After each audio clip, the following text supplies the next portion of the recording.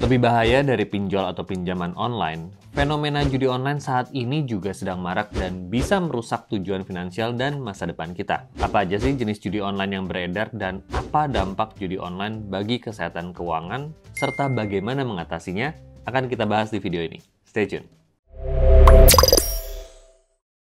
Hai gens, ketemu lagi dengan saya Johan di Finmedia, channel seputar uang, edukasi finansial, dan perencanaan keuangan untuk kamu kaum muda. Di era modern saat ini, di mana semua sangat mudah, instan, dan serba digital, layanan seputar keuangan juga semakin mudah. Sayangnya, nggak semua layanan ini bantu kita dalam mencapai tujuan keuangan.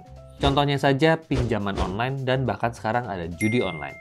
Bagi mereka yang merasa membutuhkan uang secara instan, seringnya memanfaatkan dua cara di atas tadi, mengajukan pinjaman online atau justru berjudi. Apalagi dalam beberapa tahun terakhir, akses internet telah memungkinkan orang untuk terlibat dalam bentuk perjudian tanpa harus datang ke tempat perjudian secara fisik. Contohnya kasino.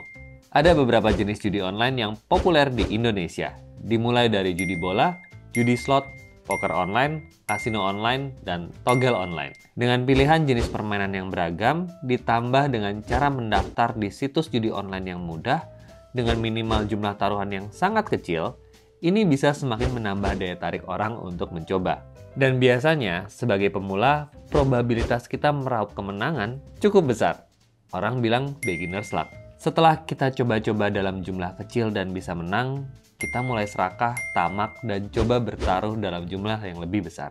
Disinilah biasanya orang suka lupa diri dan bertaruh melebihi uang yang dia punya. Sehingga saat akhirnya kalah, gak cuma kehilangan banyak uang, tapi juga terpaksa berutang untuk bertaruh lagi, berharap bisa mengembalikan kekalahan yang pertama tadi.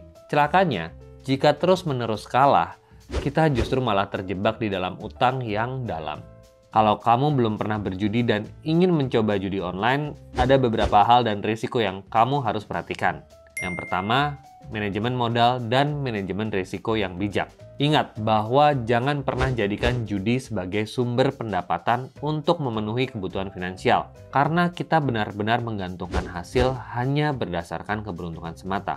Bila ingin bertaruh, jadikan hanya untuk hiburan dan bertaruhlah dalam jumlah yang relatif kecil.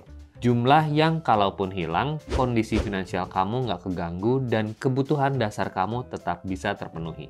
Prinsip ini sebenarnya sama dengan prinsip investasi kalau kamu nggak tahu apa yang kamu investasikan. Misalnya nih, kamu mau coba-coba ikutan teman, ikut saham gorengan atau kripto yang kamu sama sekali nggak ngerti. Masuklah dengan jumlah yang sangat kecil dan tetap siap akan resiko terburuk kalau sewaktu-waktu uang kamu nanti hilang. Kedua, risiko kecanduan dan ketergantungan. Salah satu risiko terbesar yang terkait dengan judi online adalah kecanduan dan ketergantungan. Orang yang terlalu terlibat dalam aktivitas ini mungkin menghadapi masalah serius seperti utang berkepanjangan, kehilangan properti, atau bahkan masalah kesehatan mental. Jadi hati-hati. Penting untuk selalu mengenali tanda-tanda ketergantungan dan segera cari bantuan jika kamu perlu. Ketiga, pengaruh psikologis. Hasil dari judi online bisa memiliki dampak psikologis yang signifikan. Kalah judi terus-menerus bisa mengakibatkan stres, kekecewaan, atau bahkan depresi. Di sisi lain, kemenangan yang sangat besar juga dapat menciptakan euforia yang berbahaya, mendorong pemain untuk terus berjudi dengan harapan bisa menang lebih banyak lagi. Ini justru bisa berbahaya saat kita mempertaruhkan modal yang lebih besar dari kemampuan finansial kita. Pengaruh psikologis semacam ini dapat berdampak besar pada keputusan keuangan yang lebih besar. Misalnya, kebiasaan mengambil risiko yang besar dalam berinvestasi atau pengambilan keputusan keuangan lainnya. Jadi, gimana caranya supaya kita memiliki strategi perencanaan keuangan yang sehat dan tidak terjebak ke dalam praktek keuangan yang tidak sehat ini seperti judi online? Yang pertama, penetapan tujuan keuangan yang jelas. Ibarat perjalanan, selama kita tahu tujuan akhir kita tahu jalan mana yang harus kita tempuh.